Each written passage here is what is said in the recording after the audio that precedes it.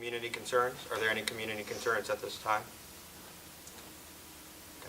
We'll move into officer reports. Ann Russell Gregory, Vice Chair for Community Relations. Okay, I'll keep this brief. Really, one thing that's new is that I've been tooling around with the idea of a transition committee and thinking of some things that we want to pass on, want to have each exec member and each school think about past, present, future.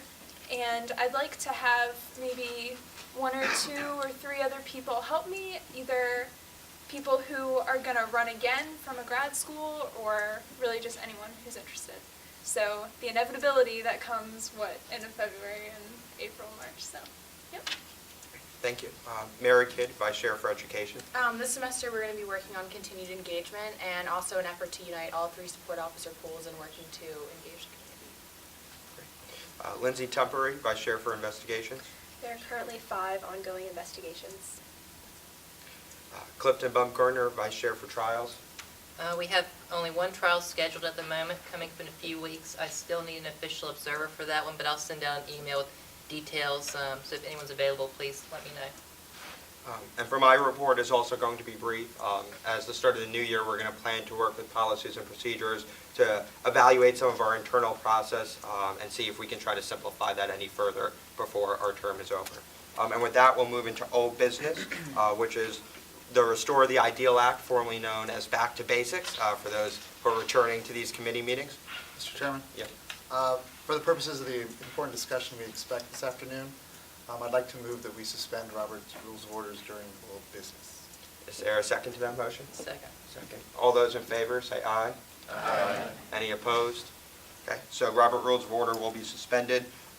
With that, I would like to begin by reading the preface for the Restore the Ideal Act, which will then be followed by an overview by Mr. Baumgartner before our conversation. Preface. Nearly 170 years ago, Professor Henry St. George Tucker introduced a simple pledge to the university community.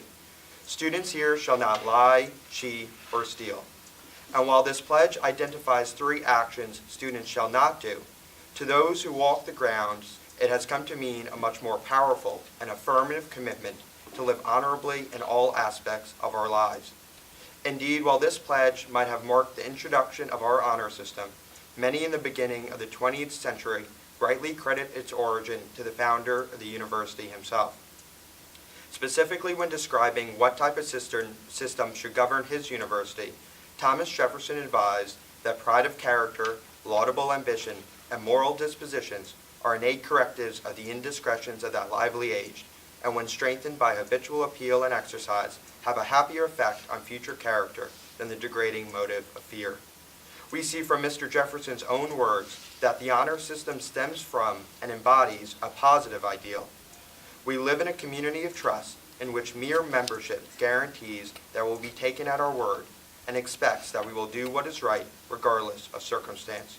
We are responsible for the governance of our community and believe it is better off because it rests in our own hands. We exclude from this community anyone who violates our standards, not in an attempt to punish them, but instead out of our desire to protect what is so cherished by us.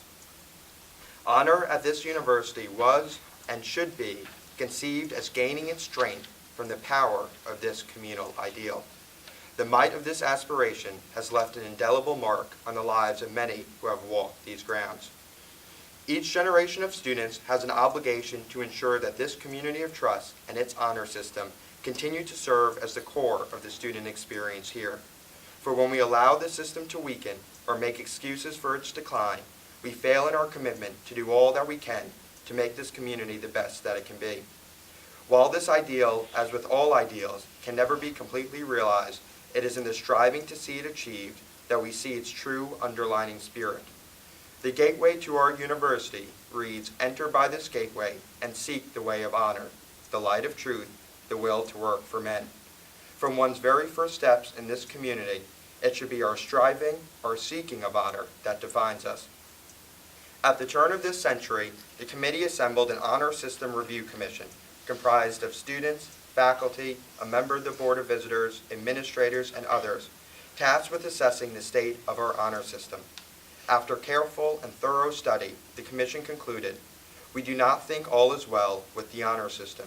We agree with many in the community that the system is in grave danger and that without substantial reform, it may succumb in the relatively near future to pressure external, internal, or both.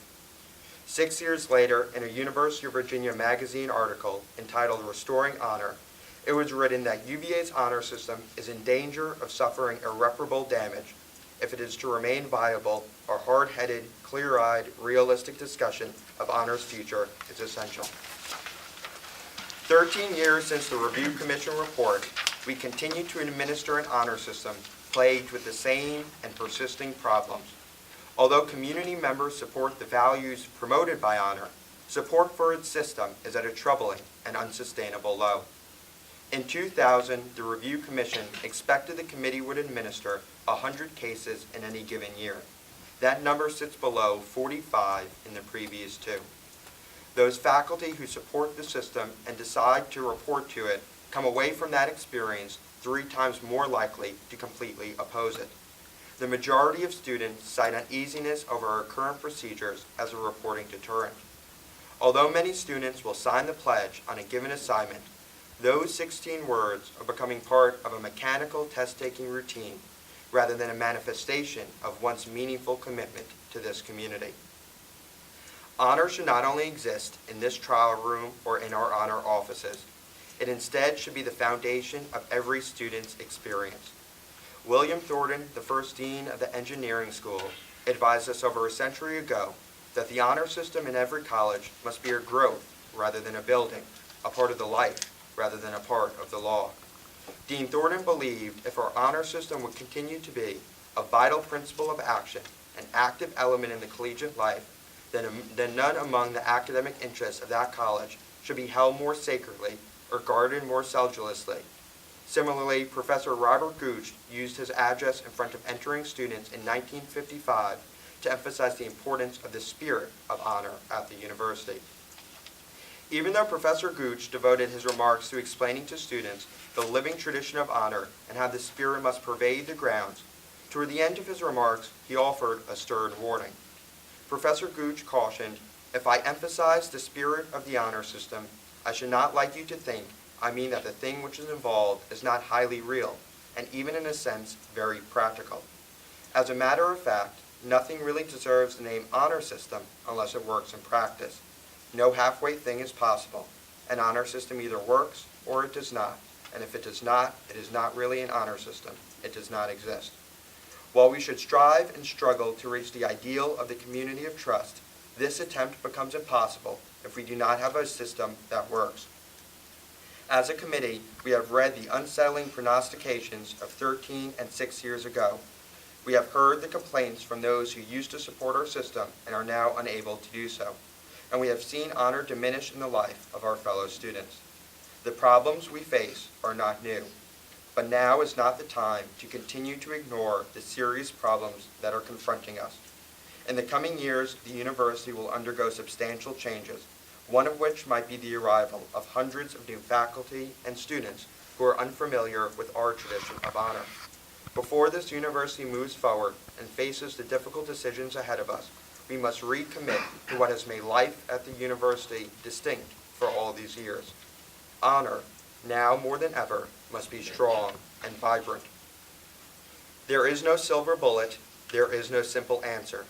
This afternoon, however, we offer what we believe is a comprehensive and meaningful way forward. This proposal affirms the positive ideal of the system that each student is committed to do what is right. At the same time, it demonstrates our commitment to ensure that the system is administered as effectively as it possibly can be. Critically, it protects the system's high standards and maintains that any who violates them shall be excluded from this community. This is an opportunity for the committee to put behind us the decades of conversation about reform and focus on what is most important, reinvigorating the spirit of honor. The burden of student self-governance is undoubtedly a heavy one. We are responsible to ensure that those words etched in the university gateway remain as important to future students as they did to those of the past. Once we have a system that earns back the faith of its community, we will see our community of trust revitalized, our self-governance strengthened, and our pursuit of the truth uninterrupted. We turn again to Dean Thornton's words 106 years ago. For ourselves, we hold gratefully and reverently to this bequest of the father of our university, and guard our honor system with devout and wearing care. In the day of our adversity, it was our chief support. In the time of our prosperity, may it not depart from us. I would like to now turn over to Clifton Baumgartner for the overview of the proposal. Thank you, Stephen. The Honor Committee believes the disconnect between the honor system and its community of trust is unsustainable.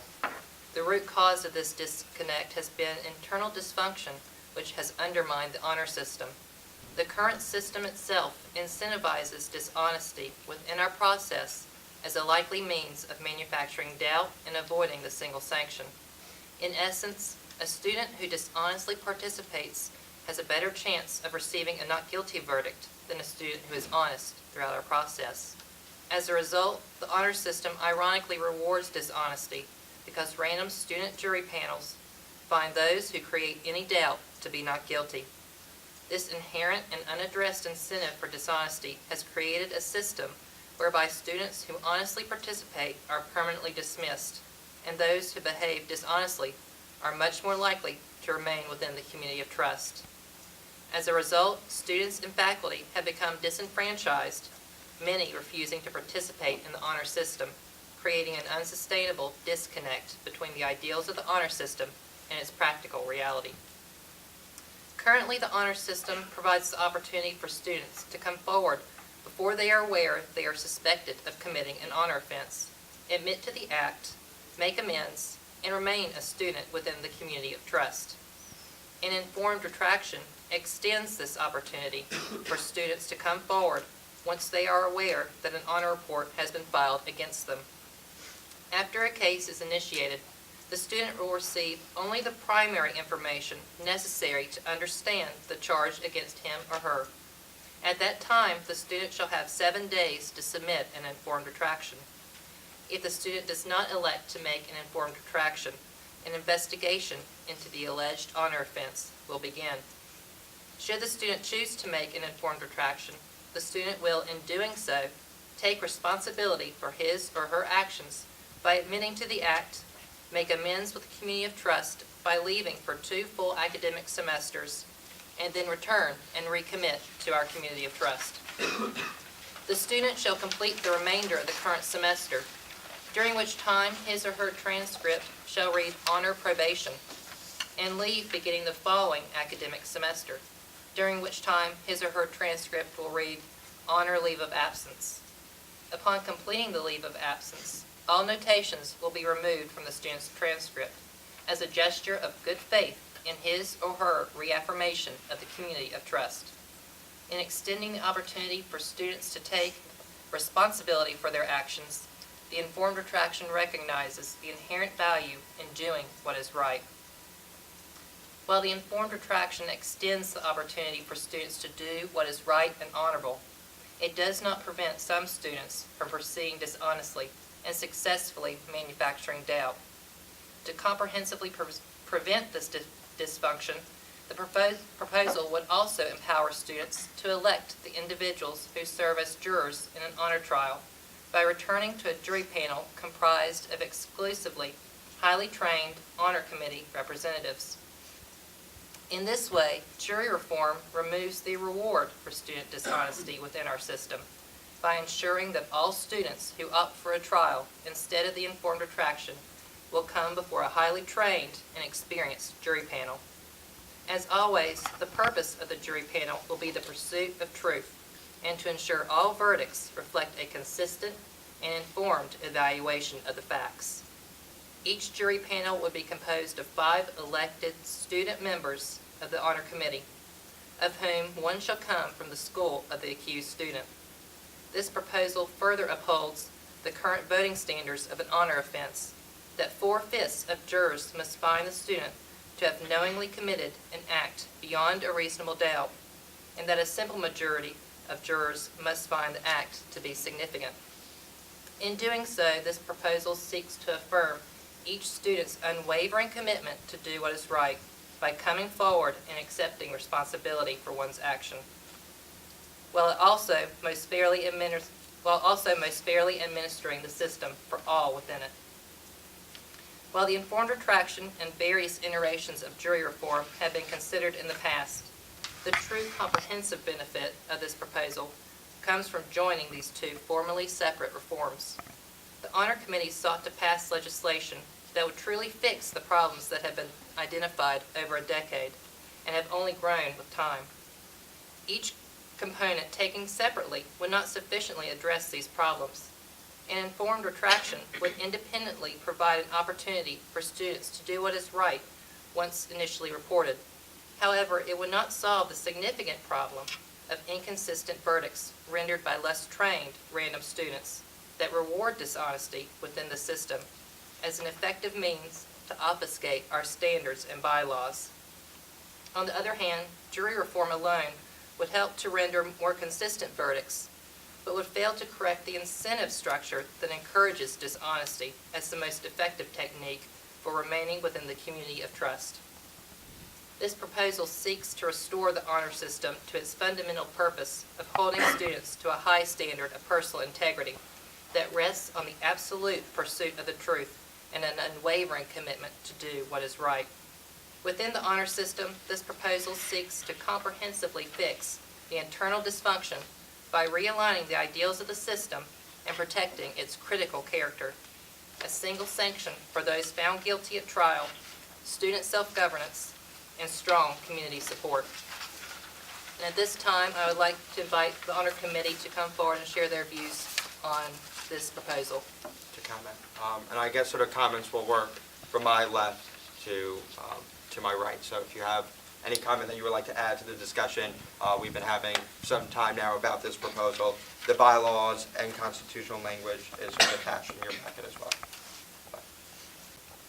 So I just wanted to tell everyone, I told some folks this yesterday following a trial. After sitting on a trial where the jury was entirely comprised of honor committee, I really can't imagine it being another way.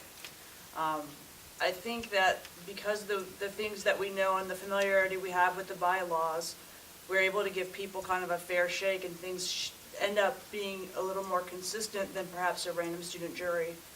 I feel like the questions that were asked in the trial that I was participating in were very informed, and they got at the root of the issue, as opposed to being off topic or no questions being asked. And I feel like it may have helped counsel on all sides sort of focus their case. And I really feel like that helped the students involved get sort of a fair experience in the trial. So I feel like from my experience, I was skeptical previously because I was thinking, well, you know, a random student jury, that, you know, why would you want to exclude that? But now, having that experience that I had yesterday, I feel like I have a much better idea of what it would look like if it wasn't a student jury. And I think that we should really fully consider the jury reform as a benefit to our system. Any other comments on my left? Katie?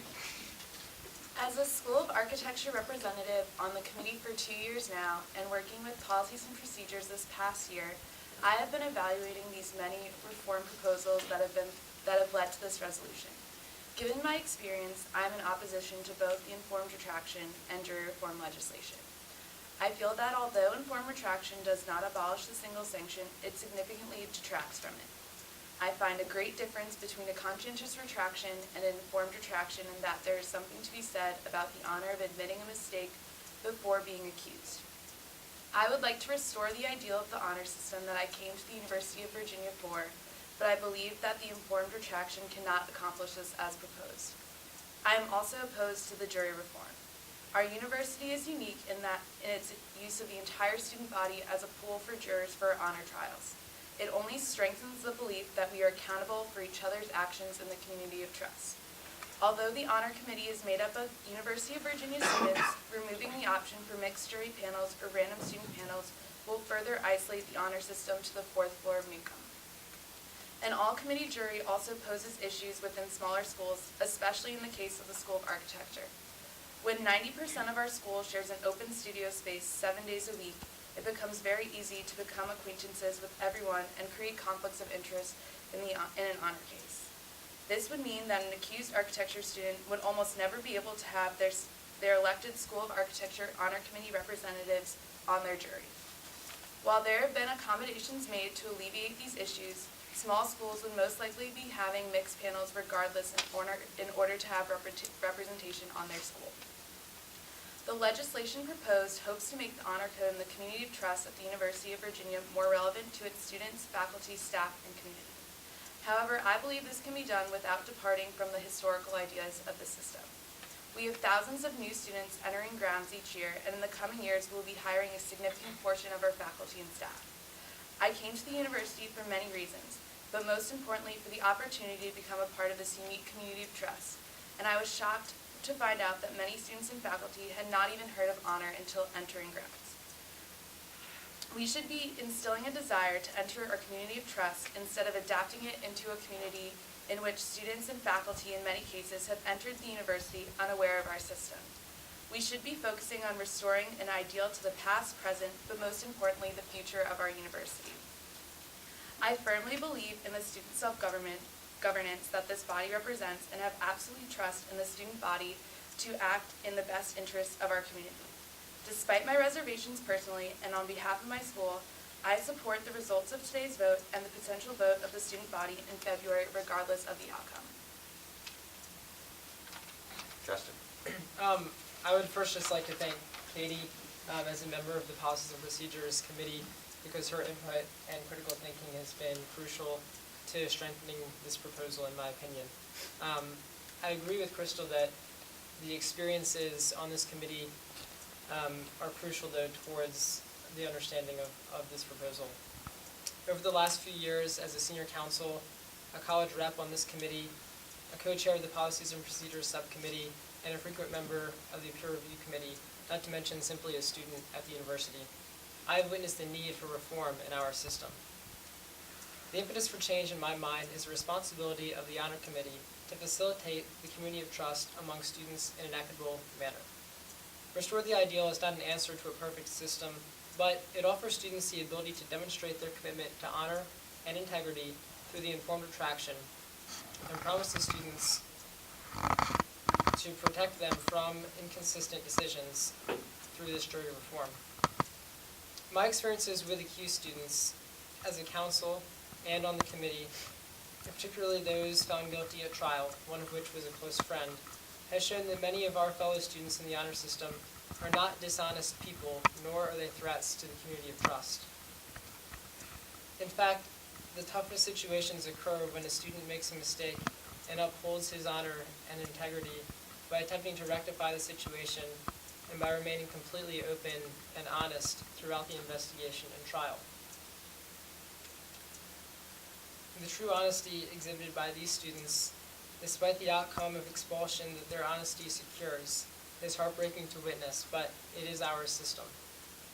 The informed attraction, however, seeks to allow these students an opportunity to move forward. And they can move forward with honesty and integrity and correct their mistake, something that takes a great deal of courage and deserves significant respect.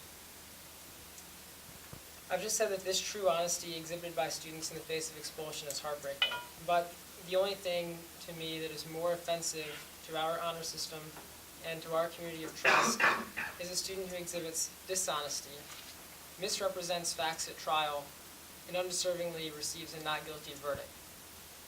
Let me be very clear, I'm not supporting any reform that seeks to achieve more guilty verdicts. I'm supporting reform to protect the fundamentally fair principle of a consistent trial.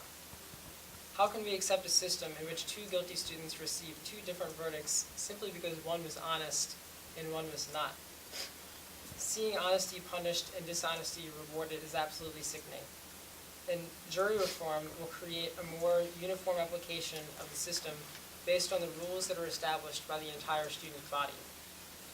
The result of such reform cannot be measured by the numbers of verdicts in either direction, but by the significant increase in fairness afforded to all students, including those that are simply members of the community of trust and will never actually experience an honor proceeding. With the implementation of the informed attraction and jury reform, the community of trust will grow stronger. It'll grow stronger on a foundation of fairness to all students. Restore the Ideal is therefore about providing students with a system that we deserve and improving the function of the system to benefit students, faculty members, and those in the community and prospective students that will be coming here for many years. Based on my personal experiences within the honor system and in dedication to all the students at the university who strive to do the right thing and to correct their mistakes regardless of the consequences, I support this resolution.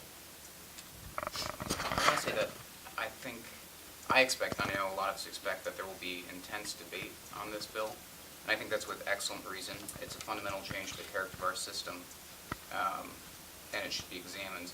That being said, I'd like to plead that everyone kind of avoid knee-jerk reactions to the bill and take the time to understand the argument behind it. Do your research, consider it with an open mind, and I truly believe you'll find that it makes sense. It logically makes sense, and it's the best way for us to proceed. Any more comments to my left? Ann Russell?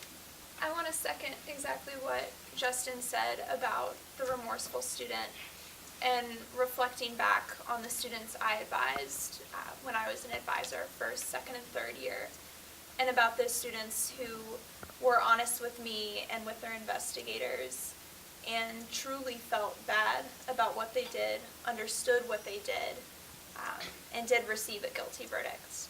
But I would like to touch more on jury reform because as a support officer, I was an advisor in trials with both random, mixed, and committee juries.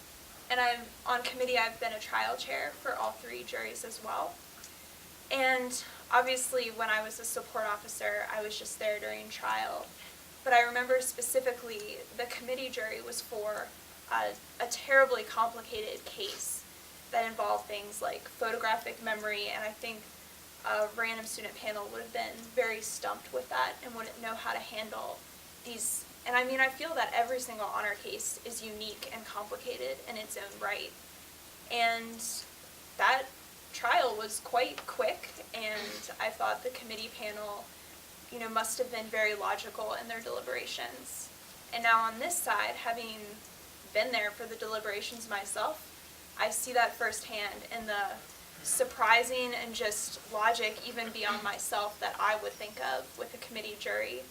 And I saw that a bit with the mixed panel, a bit lesser so in that there seemed more of a conflict and almost a push back and forth.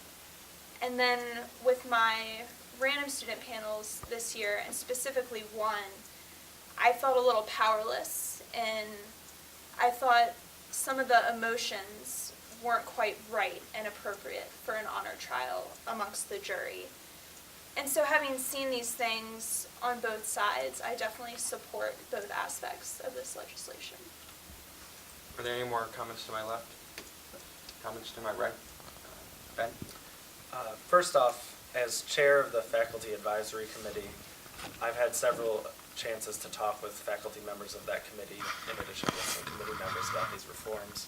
And what really struck me right from the outset was the overwhelming support for these reforms on that committee.